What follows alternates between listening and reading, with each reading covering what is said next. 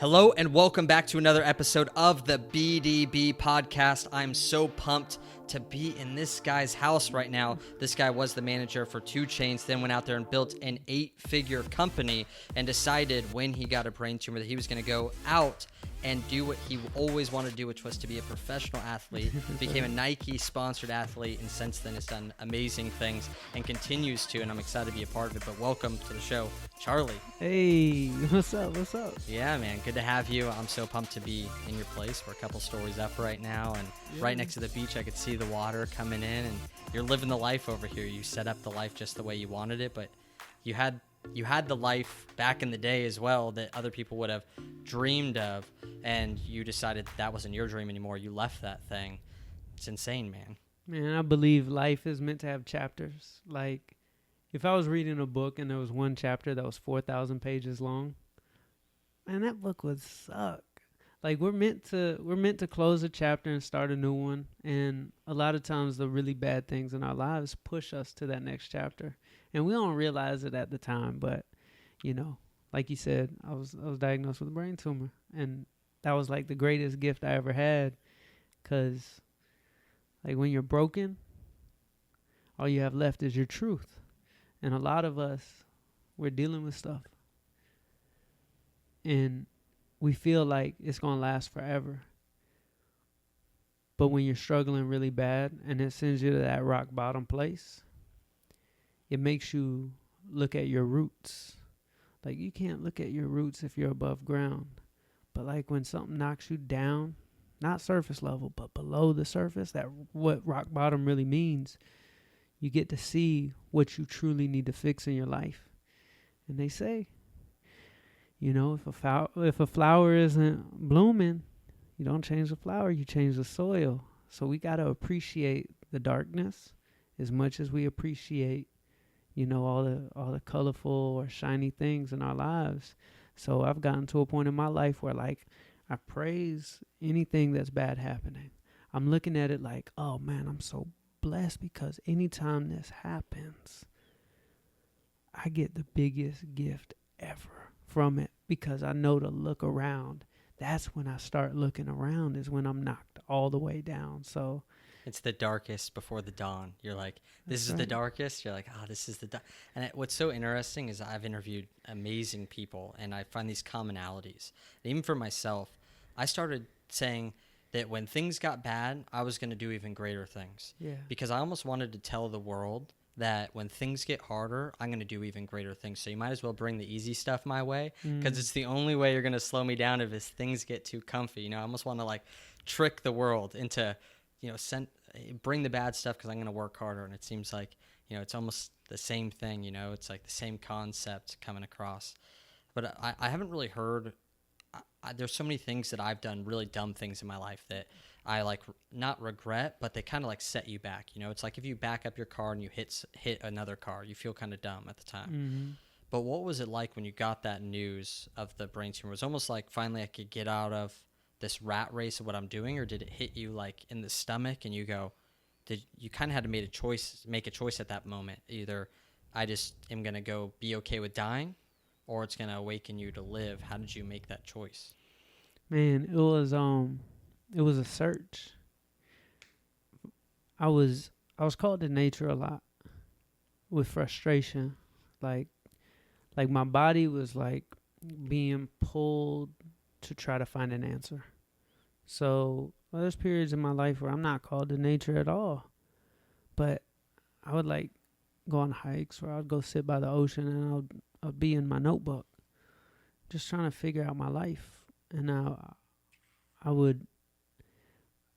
remember I closed my eyes. I was sitting on the beach, and I closed my eyes, and I saw like a big like movie screen. Like I was sitting in a theater, and I was watching the movie of my life. And I saw this good kid, you know, buried his dream, went on into the music industry, you know, did tours and had a lot of good stuff happen in the music industry, made money, and then died. And I was just looking at that movie, and it was just like, man, that can't be it. Like, Like, one thing we all have in common is we want a happy ending to our stories. That's all of us. We want a happy ending to our story. And I said this phrase, my story isn't over yet. And I just kept saying it over and over.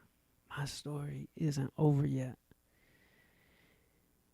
And I was writing in my notebook all these things that I was trying to use logic and reason to figure out my life. And I remember as the sun was setting, I was just standing there looking at it. And when the last little sliver of the sun went down, I didn't hear a voice. It was like a piece of information hit me. It wasn't a voice, but it said, go on a journey. I was like, that's it. I got to go on a journey. And then when I put my mind in that journey mentality, I knew I should walk away from my business. I knew that when I look at my life story, when I look at the movie of my life, and if I'm looking, say I'm on my deathbed, the bucket list thing that people do, I don't think is all the way true. Like jumping out of an airplane. Like when you're on your deathbed, like you're not thinking about, I didn't jump out of an airplane. It's things you didn't become. Like, and what I always wanted to be when I was young was an athlete. And I said, that's it. That's my journey. It makes no sense. And when I went to my artist, I managed 2 Chainz at the time and a few other artists. We had won Grammys and had, a lot of success in the music industry. And I went to my business partners and I went to my artists and I said, I'm going to retire. I'm going to walk away from the business. He said, what are you going to do? I said, I'm going to be an athlete. And they didn't understand because I'm, 300 pounds and I'm like sick. And I said, no, man. They must have thought you were loopy. They did. Yeah.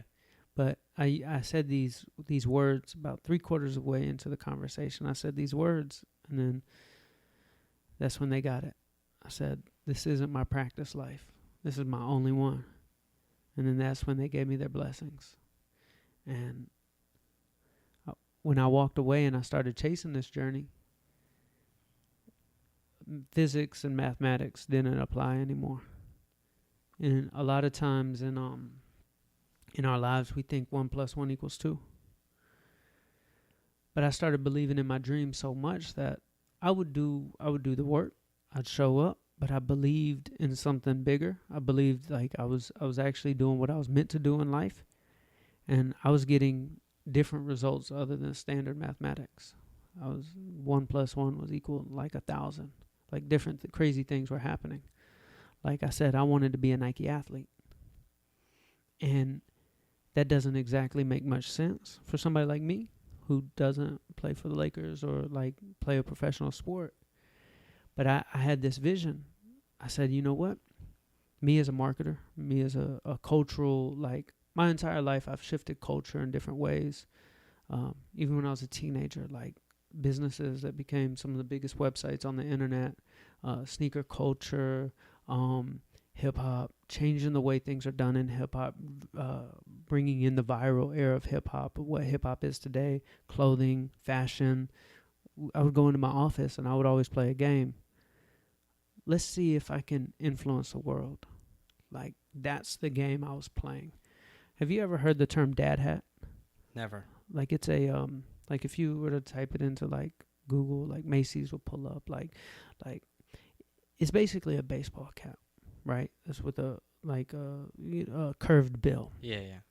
And when I was doing 2 Chainz' clothing lines, these were coming in fashion. This is like a strap back, you know. So you got fitted caps, you got snapbacks. Yep. And there was no word other than baseball cap for this fashion trend, but all the kids, they were wanting to wear these hats with curved bills again. They were getting away from the flat bill snapbacks. And I went to 2 Chainz. I was like, look, man, we've got to shift we've got to own the name of this, because I can't call them baseball caps. We're not going to be able to rank number one on Google. And at the time, I was studying the game. I was studying fashion, and like dressing like Steve Jobs was very popular. It's called normcore. It's a type of fashion trend where people like tuck in their shirts, cuff their pants, wear New Balance shoes, and like dad fashion was very popular. And I went to 2 Chainz. I said, we're going to call this dad hats. He said, man, that's corny. I said, trust me. We ranked number one on Google. Macy's started using the term. Tilly's, Hot Topic, Zoomies, everybody. It became Nordstrom. Everybody in the lids, everybody in the industry started using the term we created, dad hats. But that would always be the game I would play. So as a marketer, I had practice ever since I was a teenager. So here I am. I want to be an athlete. I said, my only shot is to influence culture. And I looked at an opportunity with athletics. I said, the most influential athlete in the world is probably going to be the one of the people. And in America, 7 out of 10 Americans are overweight or obese. I said, nobody saw this marketing-wise. Nobody saw this, because every time I look at a commercial, it's always a perfect athlete who's dunking high or running fast. I said, there needs to be a common man athlete, an aspirational athlete who's a Nike athlete. And I said, that's me. And so I made a fan-made Nike commercial, and I called it My Story Isn't Over Yet. And I put it out on the internet, and I believe in marketing. Like the type of marketing I've loved to do my entire life do not include Facebook ads, do not include hashtags, do not use bots or algorithms. I have a philosophy. If you want to break the algorithm, touch somebody's heart. You catalyze passion, and you'll break the algorithm every time. And I wanted to make a commercial that made somebody smile, be inspired, get chills, and cry. And I put it out, and it got 3 million views. And Nike called me, and they flew me up to Beaverton, Oregon. And they said, you inspired us to change the direction of our company. And the craziest culture shift happened last year from an idea that I had. And ideas are very powerful. Ideas are more powerful than an influencer or a celebrity. An idea can be like an ism, like stoicism, like veganism. Like these are things that transcend beyond a person. Like we'll take like somebody like Jesus Christ, for example. Like he's still up in heaven, like, like it's still going. Like Marcus Aurelius is up in heaven, like, it's still going, because they platformed ideas. Religions are ideas, these isms. And I had the idea of the power of a common man athlete. And it proved in marketing, if you make something about yourself, it'll go to a certain degree. But if you base it off of an idea and you platform something even bigger, so I'll say this, for example. I believe a lot of what's going on in society is like this. It's a pyramid. So for those who are listening, I've got basically like a triangle with my thumbs and index fingers. And it's the celebrity or influencer at the top. Okay? And I believe that this is what's limiting ideas from transcending, because it's all the people looking up to the influencer or the celebrity. The most influential people in the world operate from a completely opposite paradigm. They flip it. They flip the paradigm. And the person, the influencer, the celebrity, is at the bottom lifting everybody else up. And they're the least important thing. Like, for example, I don't know who started AA, but he's at the bottom. And he created this idea that is bigger than him. When we look at like the most influential things like, Hinduism, Buddhism, Christianity, like it's always we're going to lift everybody else up. And those ideas can spread because it's not about us. And I had this vision, this idea that common man athletes should be platformed. And Nike took that idea and they created this commercial called Dream Crazy, which was named after me. And it was the very controversial Colin Kaepernick commercial. And it was all about athletes who had crazy ideas. In that commercial was me. There were, a girl who played football, and she was the prom queen. She was a quarterback and the prom queen. There was, a wheelchair basketball, no leg wrestler. It was a bunch of athletes like us. And Nike this past year has platformed over 200 aspirational and alternative athletes like myself because of an idea. And in our businesses, that's where we need to go, and that's what I wanted to do. I wanted something to be bigger than me, and that's why the results came back, that I was able to become a Nike athlete.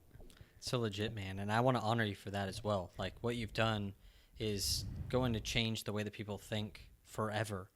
And one of the things that we always tell the guys, because I thought that if I built a big business, people would listen to me. Or if I got fit, I was too scared to even tell people I was overweight because I wanted them to just know me as fit.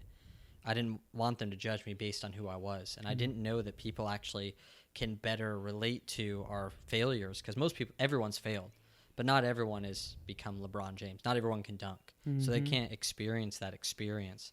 They follow these athletes, but I feel that they actually can relate to the common person who's out there doing something great, because they're like, man, if this guy's doing it, I can do it. But even for you, like, there were so many things that you learned along the way, like marketing. And I feel like a lot of people downgrade their training ground. Like they're in a job right now, and they downgrade what they're learning. You learn so much that's helping you today. For the common person, how do they, a lot of people right now want to go out and be a professional athlete. I mean, his dad wants to go play for the Lakers, he played basketball in high school, 5'9", 110 pounds, and that's his dream. Right. How does a common person manifest this and figure out what that thing is for their life? Because they're listening to you and they're like, if I just had that thing, like if I just had that thing that I know I was going to do, and they look at you as the successful Charlie now, but you could have easily hit failure after failure. Like, how did you figure out the thing that you wanted to do? How did you get past the roadblocks? And how does the common person, 6 billion, 2 billion people right now, go after that dream of what they truly want to do? So, I didn't. Were you even afraid of failing? Was failure was it failure not to do it rather than failure if you didn't make it? You're always afraid of failure. Like, I don't care what anybody says. Yeah. Failure is tough. What keeps me going is this concept of I have called living at the finish line. So, the past is done. And people say you should be in the present, but the second we're in the present, it's already history. Yeah. So I love the finish line, because if I can see the finish line in my mind, I know it's real. And I don't have to worry about where I'm at when I know where I'm going. Yeah. And I do this thing where I say I'm a delusional optimist. And when something's going wrong, I'm like, oh man, like, say for instance, if I was like, as an analogy, I'm on the Titanic. Oh man, ship's sinking. Well, I got a door right here. Like, I'm gonna be above the water. Like, I'm gonna be just as dry on the door as I am on the boat. Like, we're good. Like, but just that delusional optimism keeps me going through everything. And I'm living at the finish line. I'm living in a Kool-Aid world. I always say it's gonna be easy. A lot of times in business, we use these words. Oh man, I gotta grind. Man, let me tell you, you get what you ask for. I could drag you across the country, or I could put you on an airplane. Which one you picking? The grind or the flight? Which one? Flight all day. Flight. Nobody wants to be dragged on the ground all the way across the country. That's grinding. Grinding is friction. I don't want to grind. I want to fly. It's a lot smarter. But we say these words, and words are spells. You know what the root word of the term abracadabra means? As I speak, I create. That's what abracadabra means. Our words are spells. We got to start understanding what we're saying. I don't want to grind. I want to float. I want ease. Because a lot of times I turn on this Amazon business documentary of something about entrepreneurs, and the whole intro was this guy saying, oh man, it's hard. Oh man, you're going to war. Like, you got to fight the battle. Like, and it's true. Like, business is hard. But you know what? I've seen people do it easy. And I'm like fascinated by them. How'd you do that? Well, they thought it would be easy. I see some people float. I see some people not float. And even when it's hard, still think it's easy. Delusional optimism keeps you going. Do you show up to the class in high school happy when you know it's hard? Like, I didn't show up to any of them happy. Because you probably weren't good at it. Yeah, I wasn't doing well. If a class was easy, would you show up? I enjoyed it. Yeah. So say what we want to do is going to be easy, and we're more likely to show up. If we think it's going to be hard, we're going to be afraid of it. So we can trick our minds. We can. It's possible to shift a perspective and look at something a different way. So that's what I want everybody to do who's listening. I became a Nike athlete.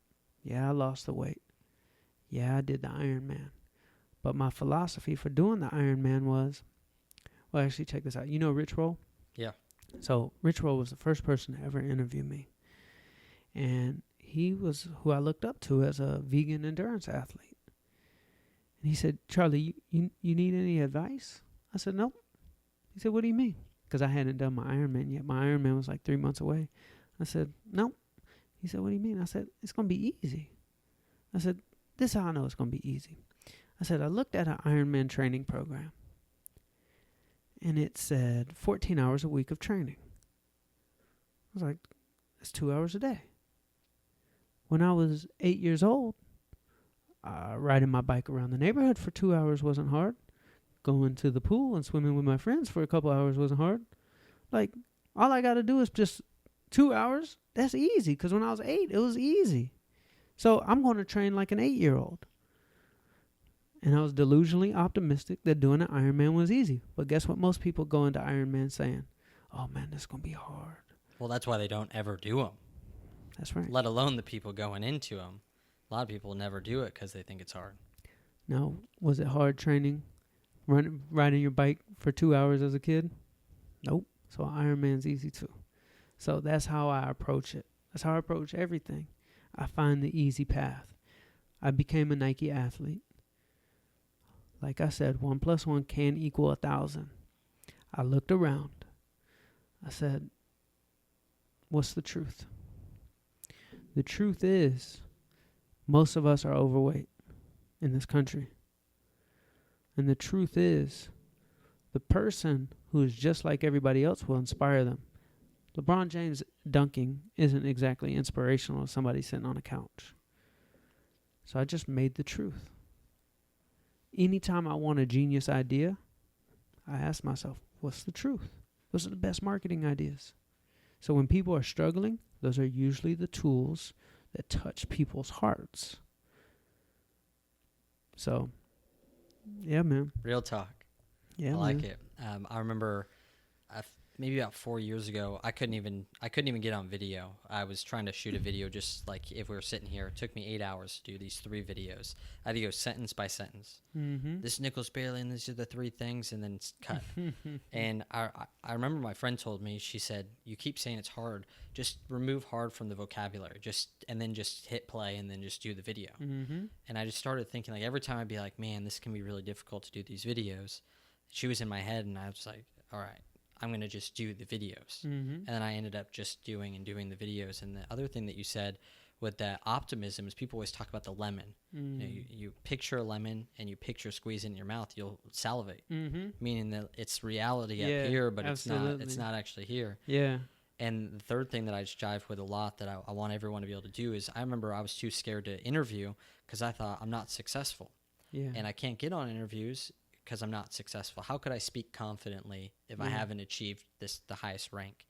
But then I thought, how am I supposed to achieve any rank if I can't even go out there and share my message? It was scary. And I laid on the floor and I pictured myself 20 years in the future. You said the finish line. Yeah.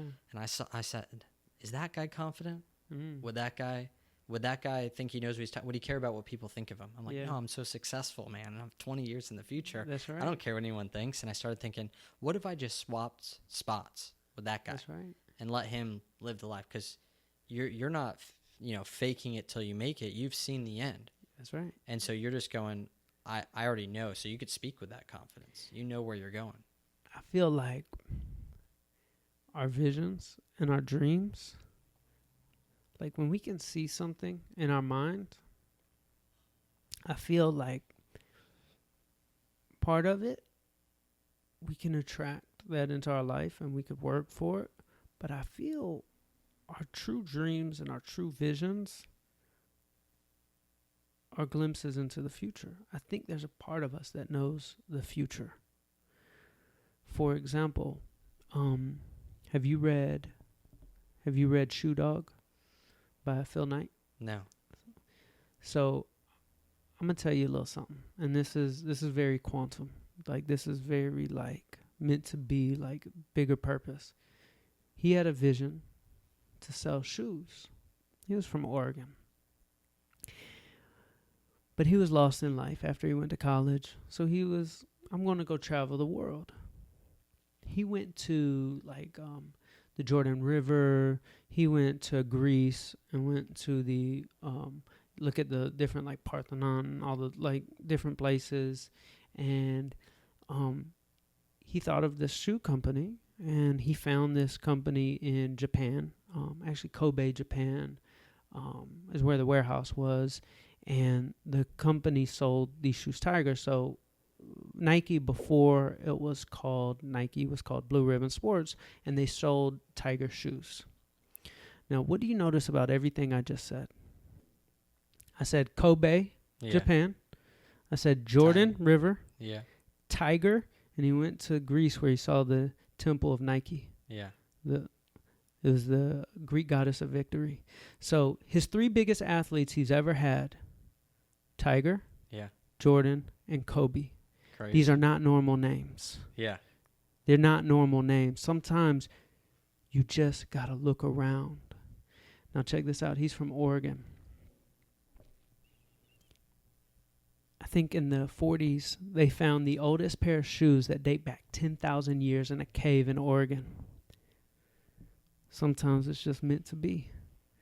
Shoes, Oregon, Nike, Kobe, Tiger, Jordan. Bro, crazy things can happen if you just look around. You'll find your path. Isn't that insane? Absolutely. Have you even seen, just on a smaller note, they show these pieces of paper, put people in a room, and they show them these happy pictures, and when they're about to flip to a bad picture, the body already reacts before the picture even gets seen. There are no secrets, man. Isn't that crazy? Like, I study a lot with quantum physics, and there are no secrets. Like, information, like, there's not space in between me and you. For example, I just left a meeting, and why I told you, like, when we were walking up the steps, I said today was a monumental day. So before I became Charlie Rocket, I was building an app, a tech platform. And I was going around raising capital. And the meeting started making me sick. And I didn't know why. Like, talking about money, talking about capital was making me sick. So one day, I threw my hands up in the air and I said, the next meeting I go to, I'm not talking about an app. I'm not talking about money.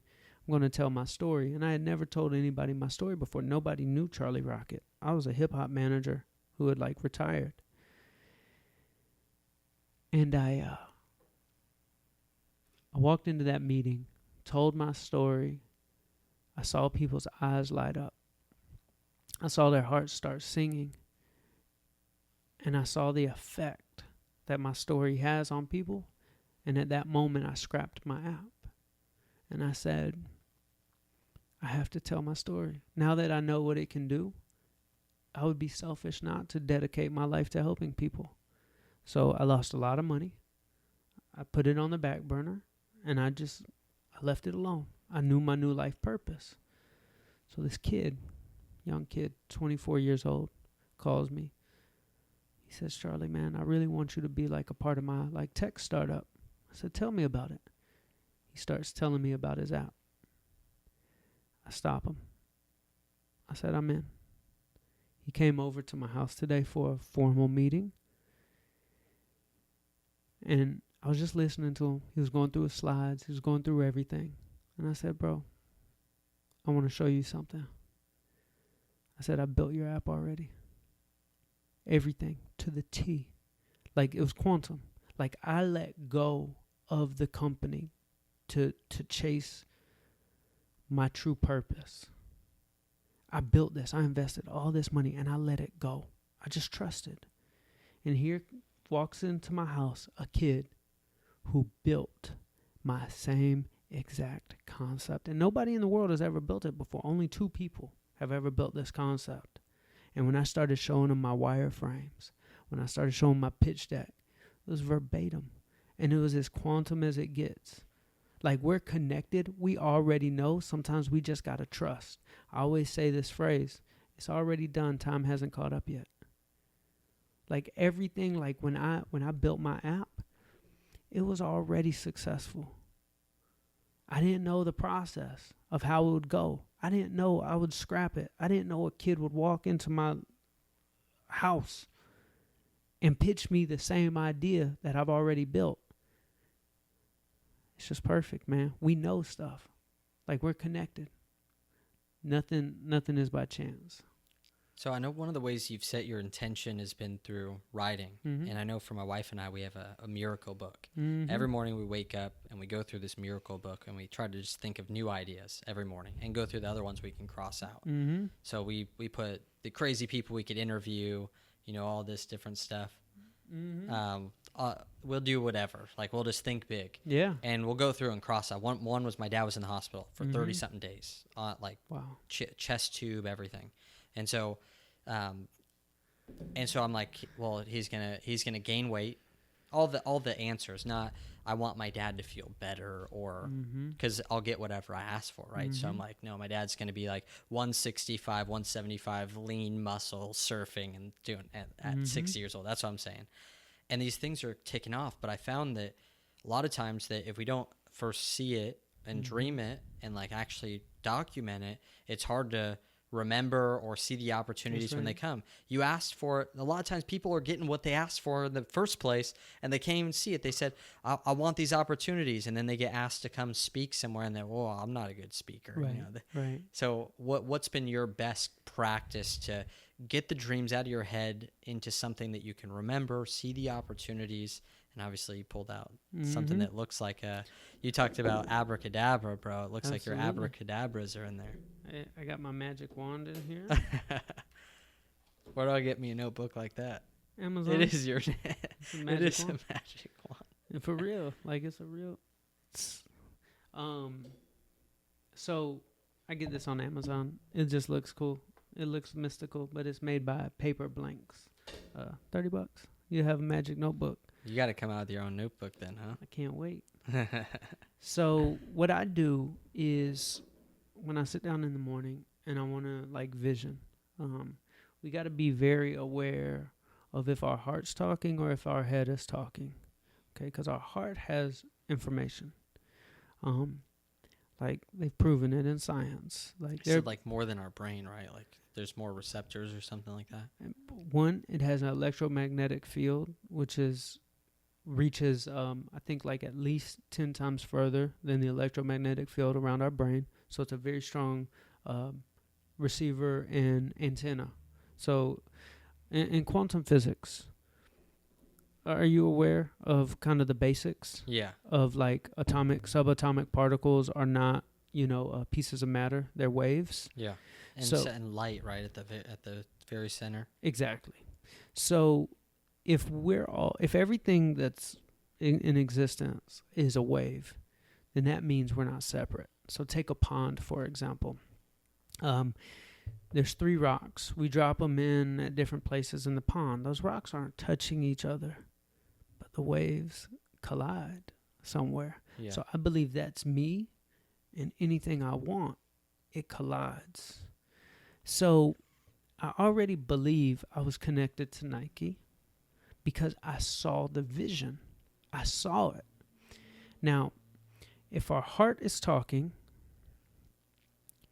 I know it's the truth.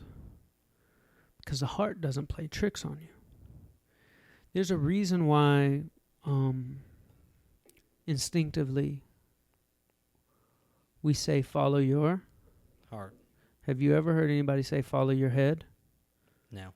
Only the opposite. That'd be weird, right? Yeah. Like, imagine you standing on lie. stage. It can play tricks. Yeah. It's the master trickster. Now, notice when you have a dream or anybody is listening. You have this dream, you get this like feeling of like excitement. Oh man, that's going to be amazing. What's the next thing that happens right after you have that feeling of excitement? Probably you get scared. Your brain kicks in and starts thinking, how am I going to do that? I'm not good enough. Exactly. I'm going to go broke if I try that. Exactly. So there's a war that's going on between our hearts and our heads. Now, there have been people who have had heart transplants who get dreams that they've never had before. Like, there was murders solved in court from people being able to have dreams of how the person who had the heart died. Like, heart has intelligence. The heart knows the truth. So when I'm sitting down, writing down in my notebook, I'm tuning my heart like a receiver, like a radio receiver. Okay? Now, what station do I want to turn to? Like, okay, what do I want in my life? It's like if you're in the mood for hip-hop, you're going to turn to the hip-hop station. Well, when I wake up in the morning, what am I tuning it to? Because it's going to receive. It's going to send out what it wants, and it's going to pull it back.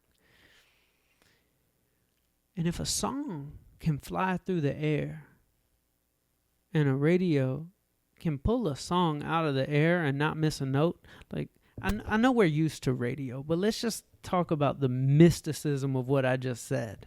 But yeah, you can't see radio waves. Like, I don't see them. And it doesn't miss a note. So something's flying through the air. And like a whole song, like a whole like band, like is like flying through the air. Yeah. And this thing doesn't miss a note. It just pulls something out of the air and plays it. Like, that's crazy, right? Yeah. But we're used to it, so it's not crazy. Yeah. But it's the same with our dreams. This information is flying through the air. Our hearts can receive this information of what's meant for us. So when I sit down in the morning, I tune my heart. I see what it's saying. I shut the freaking brain up. And I write it down in my notebook. And at the bottom of the notebook, I say it's already done. Time hasn't caught up yet. And I always say it's going to be easy. It's done. And then that's what inspires me to go chase what my heart says is meant for me. Because it's always going to be easier if it's the heart that's meant for you. Guaranteed. And how often do you get to... Do you cross things off? Do you circle them? Yeah, I mean, I wrote in my notebook I was going to be in a commercial with LeBron James and Serena Williams. Like, that's as far-fetched, but I saw it. Yeah. So I knew it was true. And that big Colin Kaepernick commercial that I was in that they named after me, LeBron and Serena were in that commercial. So how big is it for the people then? If you're picking up vibrations and they always say on the surface level, you're the 5 people that you surround yourself with. And for me, I found it true. I used to golf with a guy, pro golfer. I wanted to be good at golf. So I got around the best. And I learned from him how to golf, but he also did chewing tobacco. And he would spit all the time. And naturally, I still spit to this day. I don't even do chewing tobacco. Never did. But I picked up his spitting habit just from being around this dude. So how big has that been for you? Have you really focused on that, or is it not as big as people say it is? I'm kind of a loner, but this is how I look at it. I look at it as frequency. So when I was able to get a lot of like these crazy quantum things that happened in my life was when I walked off of the elevator. So what's your cell phone frequency on an elevator like? There is none. It doesn't reach very far. It can't receive. It can't send. A lot of us are on elevators. That's our friends, certain negative people who are blocking our frequency, who are blocking our signal, who are blocking our vision, who are blocking us receiving ideas because we're surrounded by people and it's like we're on an elevator. So what do I do to increase my frequency? I get rid of the negative people, and that means if I have to be alone, that's fine, because I know like it's meant to be right now. I'm not supposed to be surrounded by people right now. You are what you eat or consume. Both eat, consume, same thing. So am I eating low frequency foods or high frequency foods? You are what you eat. I make sure I eat very high frequency foods. Well, what's a high frequency food? Is it dead or alive? That's a simple thing. If something is alive, it's high frequency. Like if you were to put an instrument on an orange to read the, frequency coming off of it, it's pretty much glowing. Now, if you were to put an instrument on a Cliff Bar, the doggone thing can sit on a shelf for 4 years. Yeah. High frequency or low frequency? Low. Dead or alive? Dead. Come on. You are what you eat. Consume. Gossip on social media. Bad news.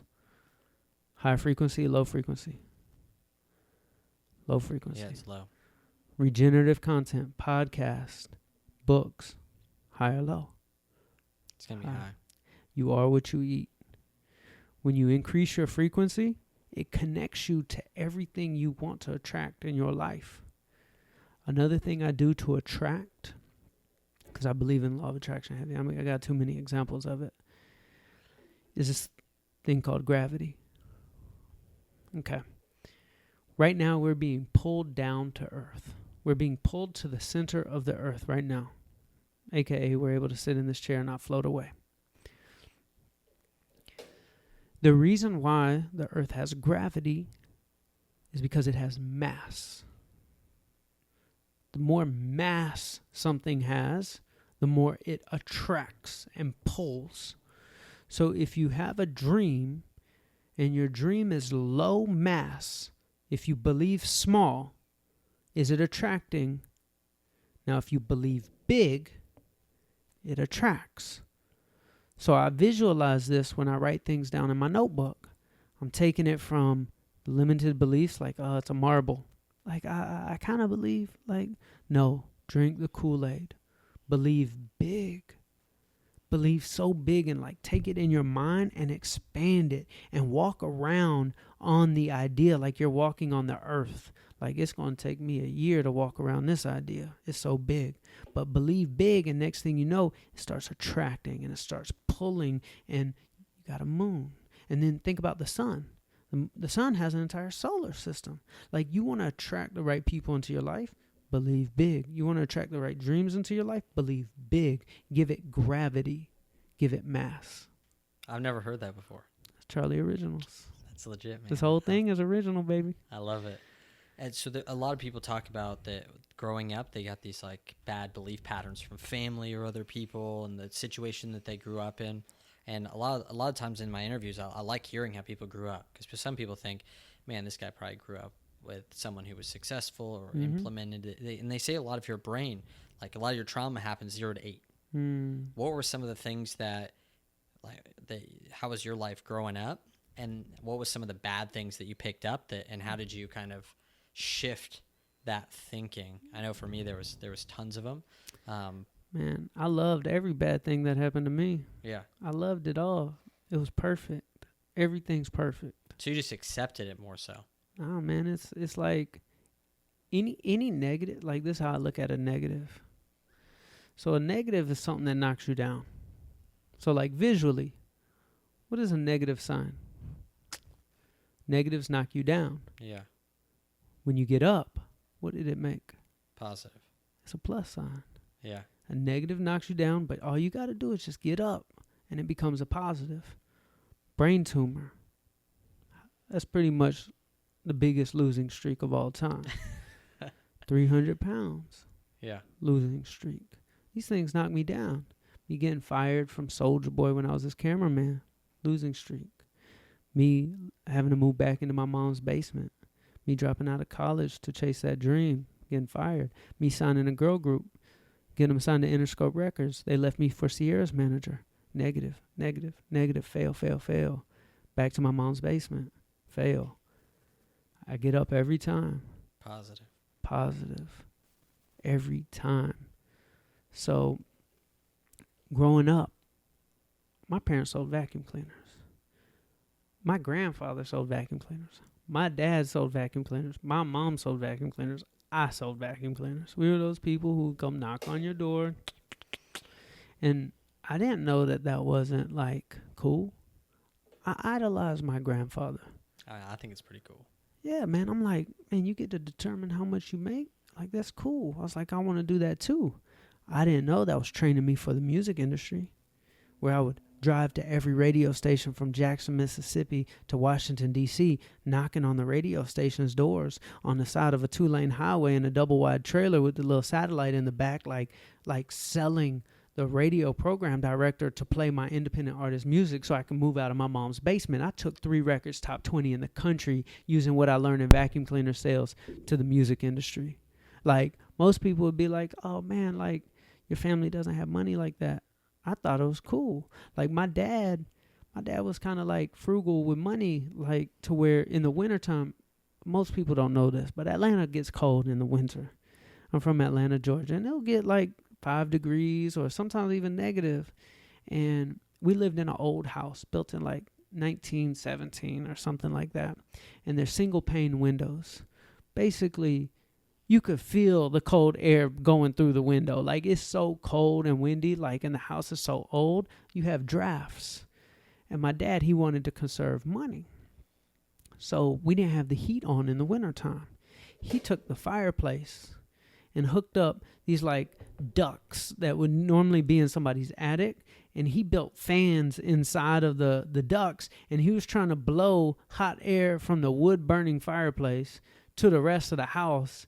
And yet it wasn't working at all. I remember I would have to change my clothes underneath like the quilts on the bed, and like, cause it would be too cold to like take your clothes off in the actual room. And then I got smart and I was like, let me go in the shower, turn the hot water on, steam up the room, and then I could take off my clothes and change my clothes. So that's what it was like growing up, but it was amazing. Like, I got to learn how to be frugal. I got to learn how to manage money. Like, this stuff is amazing. Like, these are the lessons that made me who I am. So when I got into the music industry, did I go buy Ferraris? Hell no. I ain't never bought a Gucci belt in my life. I was taking every penny I made and I bought houses. I was frugal because of my parents. A lot of people would look at that as bad. I looked at it as amazing. I love that you're consistently taking the positive. And obviously that's what you're known for. You're on a winning streak. And absolutely. I was messing with Amanda. Every single thing we did today was a winning streak. Yeah. That's right. And but the last thing I really want to jump into is, I couldn't imagine, like, following you on social, a big thing that you talk about is like self-love and that thing, the way that you feel yourself. You said food that's alive, activity. I saw you boxing and doing all this stuff. But also I know that you've had times of like not making the progress that you want. I'm the king of not making the progress. Yeah, and still being able to stay positive and continue to do the actions. I think action's a big piece of it. I think someone that has a six-pack that takes 2 weeks off of working out, they already start feeling bad. Yeah. But they still are fit. Like, they still got a six-pack. So I think activity and that momentum and doing the right things. Yeah.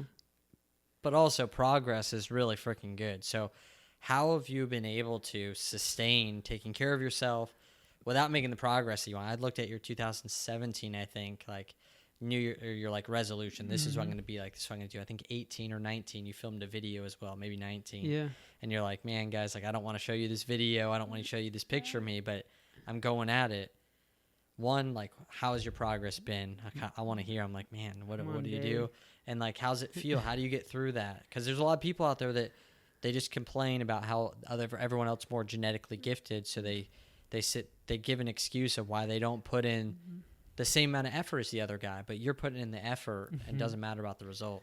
I'll tell you, man. I want to know all about this. This is my favorite part. I'm on day 570 of being at the same weight. And in that 570 days, I did an Ironman, didn't lose weight. I biked across America, didn't lose weight. I trained with Nike and all the master trainers, didn't lose weight.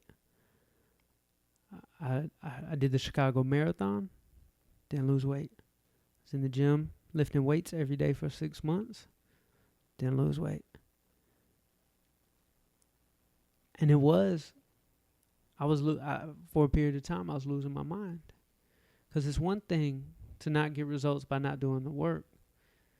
I'm going to the end of the world to get my results. I'm doing the work and nothing's moving. And everybody has an opinion. Everybody's probably like, oh, Charlie, either you're lying or... Yeah, binge eating at night and we don't know about it. Or Everybody's hit me with everything. So I remember my friend Scott. He's who biked across America with me. And he had been trying to help me lose weight for years. And he always thought I was lying. Like, man, Charlie, you're sneaking off in the middle of the night. I was like, I promise I'm not. Until he got to live on a bus with me as we're biking across America. And we biked across America in a controlled environment. 92 days, he got to live with me. He lost 30 pounds biking across America. I gained 15. I have some sort of issue with my body where I get into fight or flight mode. And it's mixed with my brain tumor and hormones. But when I get into fight or flight mode, such as training a lot, Ironman, bike across America, my body starts storing. And it tested me. It tested me and it pushed me to the place of, one, being a victim for a while. Like, why can't I just have my dream? Like, why am I at a disadvantage? I'm doing more than anybody. I'm eating raw, vegan. I'm like literally doing everything right and I can't get to my goal. And then I broke down and it made me realize that God wanted me to learn to love myself before he gives me the results. Because there's a big chance that when I do lose all the body fat, I'm probably still not going to love the way I look because I might have some skin. So I thought losing the weight would make me love myself. I would say, when I finish this Ironman, I'm going to love myself. I thought that. And then God was like, nope, you got to love yourself today. But I didn't know that. And when I bike across America and when I get to New York, I'm going to love myself. God was like, nope, because you're not ready yet. You're not seeing this yet. Oh, Chicago Marathon, when I cross that finish line, I'm going to love myself. No weight came off. God was like, not yet. You don't see what I'm trying to get you to see. So 570 days, and it wasn't until a few weeks ago I went on a self-love journey. I went to Bali and I went to Thailand to just actually try to learn what love means. And that's when it hit me. It's like, God's not going to give me the results until I love myself today. This girl, she said, Charlie, when's the last time you thanked your feet? I said, what you mean? She said, your feet have been doing like a lot of good work for you. Your legs have done crazy good things for you. Have you ever thanked them? I said, no. She said, you're treating it like a slave. Like they're doing work in the field and you're just whipping them. You got to do better. You got to do better. You're not good enough yet. You got to do more. You got to do more. She said, you're a frequency.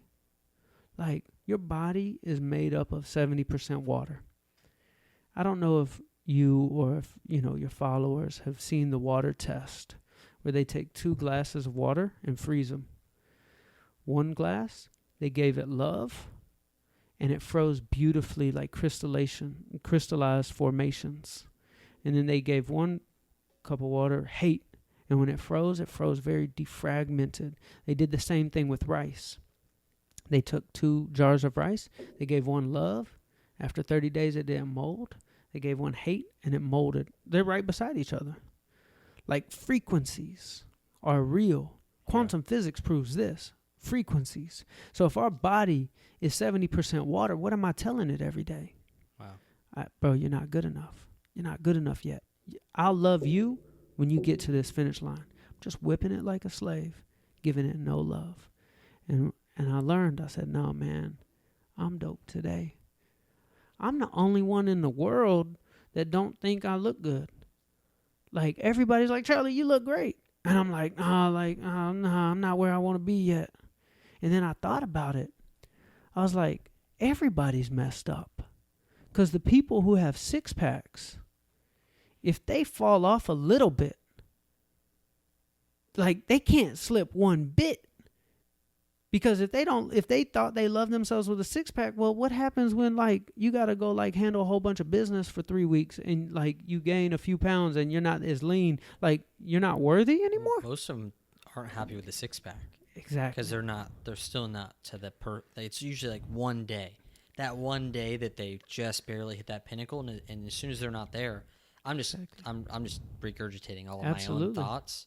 Because I did CrossFit for 3.5 years, worked out with Navy SEALs for 3.5 years in the heat, and I was shredded. Yeah. I couldn't even record on the body scanner. I look back and I'm like, dude, I only felt confident if I actually got my sweat on that day. Yeah. And if I didn't, I was like, man, I'm probably more water retention. I'm not at my peak. Exactly. And I started feeling like, I can't take off my shirt. Exactly. Because people know you for this now. Yeah. So if you fall off a little bit, they're going to be like, well, what happened to you? But no, man, I told myself I'm dope today. Yeah. I'm dope. I'm an Ironman. Like, you're good enough now. And that's why when, like, I went to fight camp in Thailand after Bali, and I might have gained weight. Like, I'm in fight camp. I'm in Muay Thai fight camp, and I didn't lose any weight. Like, controlled environment. Like, there's just something a little wrong with me. But I was like, nah, that's God's test. He's going to see if I'm really about this self-love game. Because if I walk out of fight camp mad that I didn't lose weight, I didn't pass the test. I was like, nah, I'm dope. I just did fight camp. I'm amazing. And now it's like, yeah, I want to lose my 30, 40 pounds that I'm carrying. But am I stressing? Hell no. I'm happy. I'm going to figure it out. It has something to do with fight or flight. It has something to do with stress. It has something to do with my brain tumor. I'm not worried. But God wanted me to learn about self-love so that I could teach other people. And I would not have been able to teach anybody unless he pushed me through 570 days of failure. So that I'm here to relay the message. So thanks for sharing, man. And for everyone listening, like, they think I'm on a winning streak and he puts things in his notebook and then it just happens. Like, 570 days of not making progress and putting the effort is not a normal, like, that's things that other people would freak out about. And the fact that you've been able to stay positive and do it, just that's more of a testament. Again, people can relate more with your failures than your success. Absolutely. But man, darkest before the dawn, 570 days, baby. That was dark, but this is the dawn. Absolutely. Love it, man. Well, I appreciate you coming on the show and sharing with everyone. Also, they can follow you on Instagram at Charlie. At Charlie. I'm glad you got that, man. Yeah, man. At Charlie. It was Quantum. Quantum. Want me to tell you a story? Yeah. All right. So I remember I just got back on Instagram because I left Instagram for a year to reinvent my life when I walked away from the music industry. And when I got back on Instagram, I was just Charlie Jabley on Instagram. And I told my friend, Scott, I was like, I had a vision. I was like, for some reason it hit me. It was like 2042 and going to run for president. Like, it's not something I want to do. It's just something that popped into my head. And I said, I saw the yard sign. And it was a first name basis. I was like when I run for president, it's going to be just Charlie. Charlie for president. And a week later, I got a message from an employee who works in the office at Instagram. And she was like, I've been watching your content and it is so inspiring. And I have a gift for you. I said, what is it? She said, this name has been inactive or deactivated for a long time. We haven't let anybody have it, but I want to give you the name Charlie. And I called my friend Scott. I said, that first name thing might be true. Like, I might be the Charlie of the world. And she just gave it to me. And I was super blessed. But I have hundreds of these quantum stories. I have a podcast as well called The Charlie Rocket Show, and I tell these stories. Like I don't interview people on my podcast. I just tell my stories, and I actually have documented all the crazy stuff that has quantumly come into my life that I write in my notebook. We'll have to have other people tell us the stories that they create from the episode here. Yes. When they started to actually open themselves up to this. Is at Charlie the best way for them to follow you? Instagram? Yeah, at Charlie on Instagram and Charlie Rocket Show on the podcast. Sweet, man. Well, thanks so much again. I appreciate it. Thank you, bro.